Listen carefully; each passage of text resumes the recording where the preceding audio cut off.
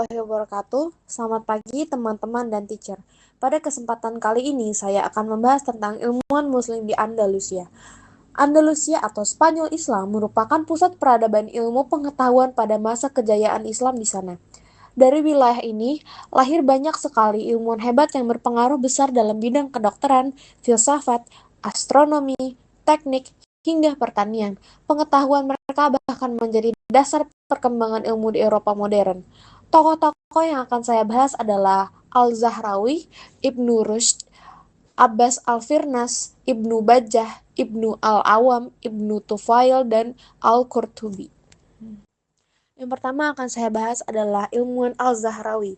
Nama lengkapnya adalah Abu Al-Qasim Al-Zahrawi yang lahir di kota Zahra dekat dengan Cordoba, Andalusia pada tahun 936 Masehi. Al-Zahrawi yakni dikenal sebagai dokter dan ahli bedah terbesar pada zaman itu. Beliau dijuluki Bapak Bedah Modern karena berhasil mengembangkan berbagai teknik operasi dan alat bedah pada masa itu. Karyanya yang terkenal adalah At-Tashrif, yaitu ensiklopedia kedokteran yang digunakan di Eropa selama ratusan tahun. Ia juga menciptakan lebih dari 200 alat operasi seperti pisau bedah, gunting operasi, dan alat jahit luka. Pastinya kontribusi beliau sangatlah penting bagi perkembangan ilmu kedokteran. Yang kedua adalah Ibnu Rushd. Ibnu Rushd atau Averroes lahir di Cordoba pada tahun 1126 Masehi. Ia adalah seorang filsuf, dokter, hakim, dan ilmuwan yang sangat terkenal di Andalusia. Ibnu Rushd dikenal karena pemikirannya dalam filsafat dan logika.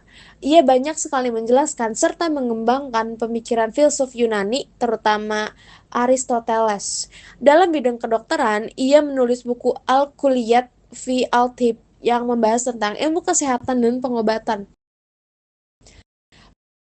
Pemikirannya sangat memengaruhi perkembangan ilmu pengetahuan dan filsafat di Eropa.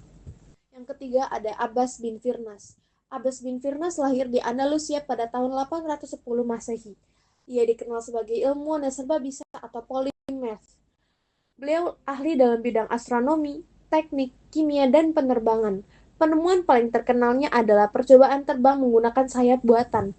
Karena itu, Abbas bin Firnas dianggap sebagai salah satu pelopor penerbangan pertama di dunia. Selain itu, ia juga berhasil membuat kaca dari batu dan mengembangkannya sebagai alat pengukur waktu.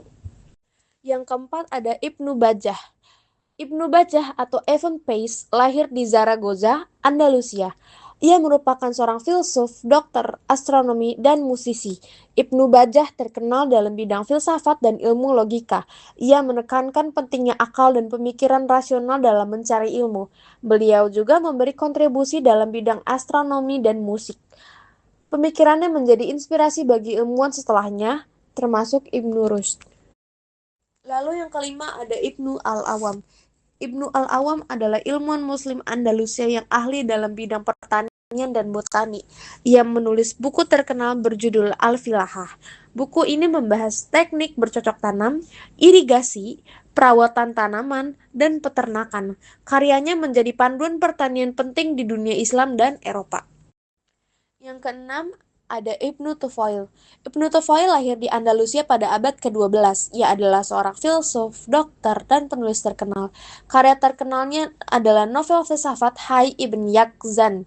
Buku ini menceritakan tentang seorang anak yang tumbuh sendiri di pulau terpencil dan belajar cara memahami kehidupan melalui akal dan pengamatan alam. Karya tersebut memengaruhi perkembangan filsafat dan sastra di Eropa. Lalu yang terakhir adalah ilmuwan Al-Qurtubi. Al-Qurtubi lahir di Cordoba, Andalusia. Ia dikenal sebagai ulama besar dan ahli tafsir Al-Quran. Karyanya yang terkenal adalah kitab Tafsir Al-Jami' li Ahkam Al-Quran. Kitab ini membahas tentang tafsir Al-Quran secara lengkap, termasuk hukum-hukum Islam dan penjelasan ayat. Pemikirannya menjadi rujukan penting dalam ilmu tafsir hingga sekarang. Andalusia merupakan pusat ilmu pengetahuan yang melahirkan banyak sekali ilmuwan hebat. Mereka memberikan kontribusi besar dalam berbagai bidang seperti kedokteran, filsafat, astronomi, teknik, pertanian, dan ilmu agama. Penemuan mereka tidak hanya bermanfaat bagi dunia Islam, tapi juga bagi perkembangan ilmu pengetahuan dunia modern.